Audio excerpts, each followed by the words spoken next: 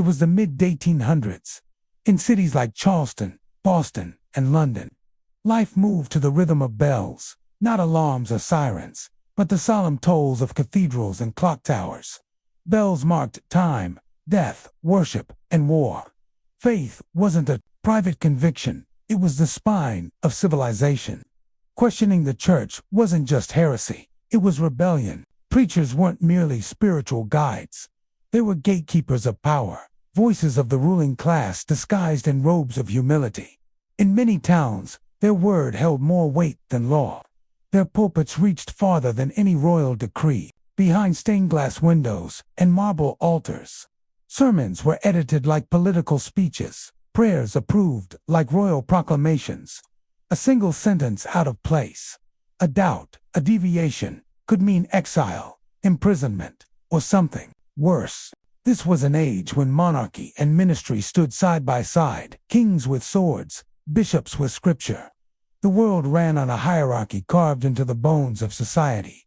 Lords and serfs, clergymen and commoners, men of title and men in chains. Above it all sat the crown, cloaked not just in gold, but in divine right, the sacred illusion that God himself had chosen who ruled and who obeyed. To the majority, this system was order, stability, the will of heaven.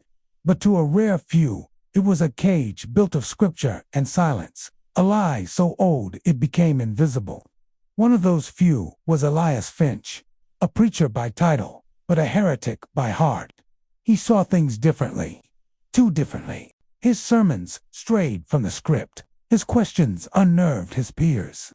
And then, one evening in Charleston, in the autumn of 1856, he vanished. No farewell, no trace, no grave. Some say he ran, others say he was taken.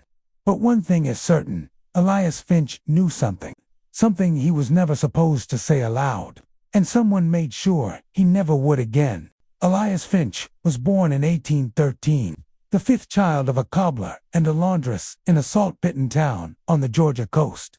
His world was small, dirt roads, hard bread, and the unspoken certainty that boys like him lived and died in obscurity. But from an early age, Elias was different. He listened more than he spoke.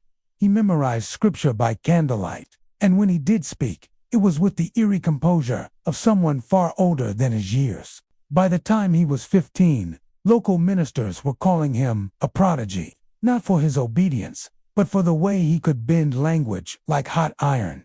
He didn't shout fire and brimstone. He whispered truths people didn't want to hear. By 20, he was traveling up the southern coast, preaching in barns, town halls, and backwater churches. By 35, he stood in Charleston's grandest cathedral, facing a crowd of hundreds and unsettling them all. Finch's sermons weren't typical. He didn't speak of eternal damnation or divine reward. Instead, he spoke softly about rot in the heart of empires, about the weight of secrets kept behind cathedral doors, about how power, once sanctified, can become indistinguishable from corruption. He didn't name names, but he didn't have to. Whispers began to follow him, that he'd seen documents never meant for a pulpit, that he'd read letters exchanged between bishops and the British Crown, letters hinting at cover-ups, excommunications, even crimes committed in the name of preservation. Some dismissed him as a mystic. Others called him a heretic. But the crowds grew larger. He began to attract followers, idealists, reformers, even former clergy. But every new follower seemed to earn him a new enemy.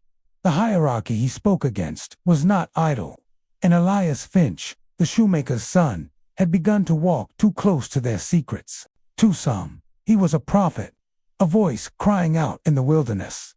But to others, he was something far more dangerous. A man who knew too much and refused to stay silent. In the early months of 1856, something began to unravel within Reverend Elias Finch, a man once celebrated across Charleston for his fiery sermons and unshakable faith. His voice, once a clarion of certainty, grew distant. He began canceling services without explanation, retreating from the pulpit he once commanded like a prophet. Parishioners noticed his absence, but those closest to him noticed something far more unsettling. His writing, once elegant, precise, became jagged and frantic. Sermon drafts were replaced with erratic scrawls and cryptic fragments. Margins were filled with phrases no one could explain. The blood of innocents beneath royal prayer. Confessions sealed in gold. The throne drinks in silence.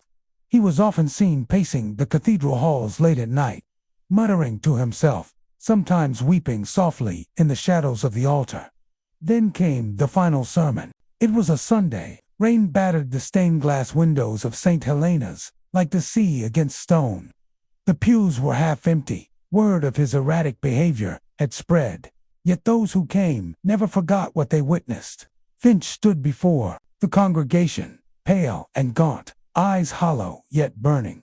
His voice trembled with urgency, warning of hidden powers, silent wars, and a terrible reckoning. And then, just before stepping down, he said one final, chilling line. When the lion wears the cross, beware the silence of the lambs. 3 days later, Elias Finch vanished. No note, no sign of forced entry. His study was undisturbed, candles burned down to wax puddles, quill and ink untouched. But one thing was unmistakably gone. His journal, the one he kept locked in the drawer beneath his desk. Along with it, the sealed letters he often carried in his coat, envelopes marked with an unfamiliar crest, always unopened, always guarded. Some say he fled. Others whisper of darker forces, of secrets he uncovered that were never meant to be known. What's certain is this: Elias Finch walked into a storm and never returned. Witnesses offered only fragments. A maid saw Finch heading toward the docks at dusk, drenched and silent. A carriage driver claimed he took a man matching Finch's description, but the passenger never spoke and vanished into the fog. Police made brief inquiries. The church declared him mentally unstable. No body was found. No reward was offered. Weeks later, a torn scrap of Finch's journal surfaced beneath the altar. It read, "If they find me, the truth dies." That line haunted Charleston and sparked questions that were never answered. Witnesses offered only fragments. A parish maid saw Finch walking toward the docks at twilight. A carriage driver claimed he took a fare matching Finch's description, but the passenger never spoke. Police conducted interviews. The church posted a notice calling him mentally unstable, but no body was found. And curiously, no reward was offered. Only one item surfaced, a torn scrap of his journal, found under the altar weeks later. It read simply, "If they find me, the truth dies." That line haunted Charleston, and it sparked the questions that would never be answered. Theory 1. Silenced by church or crown. Finch knew something he shouldn't. Some believe his disappearance was an official silencing, the kind no law admits, but everyone fears. Theory 2. Self-imposed exile. Others think he staged it all, fleeing persecution to preach elsewhere under a new name. Sermons in Havana and Dublin mirror his style almost exactly. Theory 3. Mental collapse. Letters written weeks before hint at paranoia and hallucinations. Was it madness? Did he take his own life and make sure no one would ever find him? Theory 4. Supernatural retribution. Some of his followers believed he'd angered something older than any crown. They say his sermons unearthed more than mortal secrets. A few still claim to hear his voice in the ruins of the old church. No theory has ever been proven or remained terrifyingly plausible. In the years that followed, Elias Finch became both martyr and myth. His image appeared in underground literature. His teachings became code for revolution. Young preachers cited his gospel of conscience. Protesters whispered his name before marches in the cracks of empire. His voice refused to die. Today, the chapel where he once preached is a historical site, but his disappearance is still marked by silence. No plaque, no tribute. Only a cracked stone near the altar reads, "The truth burns longer than the body." Elias Finch walked a path few dared to follow, the path between faith and power, truth and survival. He paid a price we still can't fully grasp.